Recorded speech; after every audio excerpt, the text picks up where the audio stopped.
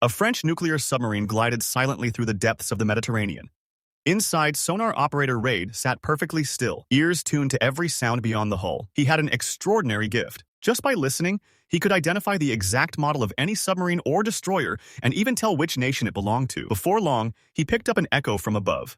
A destroyer sitting quietly on the surface. Frégate, dans le 150, elle vient de se mettre en mouvement. The captain immediately have the order. Activate ultra-silent mode. They had to avoid detection and continue toward their mission objective, to rendezvous near the coast and extract a team of French special forces retreating from Syria.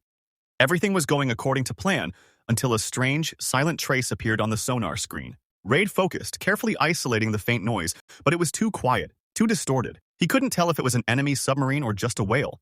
A few seconds later, he caught the faint whir of propellers. 4 blades, definitely a submarine. But something didn't make sense. Most subs had an odd number of blades. 4 was unusual.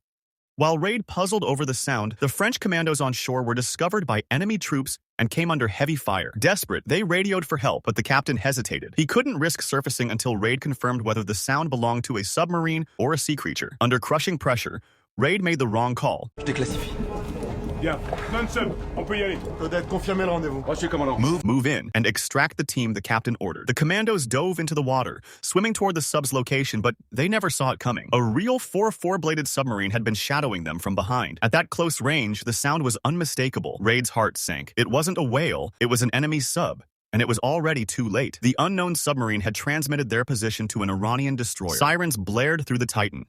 Battle stations, prepare for contact. At the same time, an Iranian anti-submarine helicopter lifted off from the destroyer, dropping sonar buoys into the sea. Within seconds, they had locked onto the Titan's position. 3 torpedoes plunged into the water.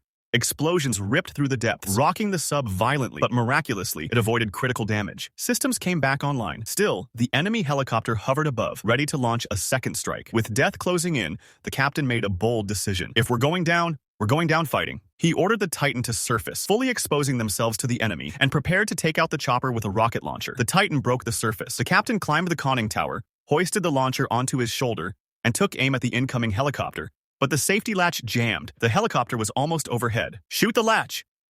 A nearby crewman fired a single round. The safety popped free.